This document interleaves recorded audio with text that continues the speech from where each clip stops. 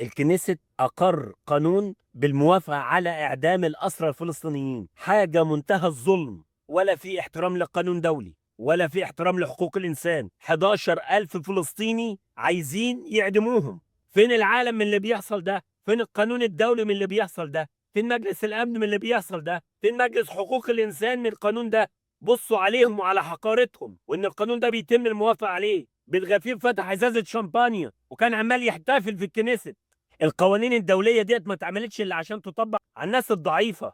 القوانين الدوليه اتعملت عشان افريقيا. القوانين الدوليه دي اتعملت عشان تطبق على بعض الدول بس مش كل الدول. اللي احنا بنعيش فيه ده عالم ظالم، عالم جاحد، وما فيش حاجه بالنسبه لهم اسمها حقوق انسان. حقوق الانسان بالنسبه لهم بس، مش بالنسبه لاي حد تاني. شوفوا الحيوانات وفرحتهم والقانون بيتوافق عليه. شوف فرحتهم وسعادتهم عشان هيعدموا 11,000 بريء. احنا في عالم ظالم، احنا في عالم لا يعترف الا بالاقوياء.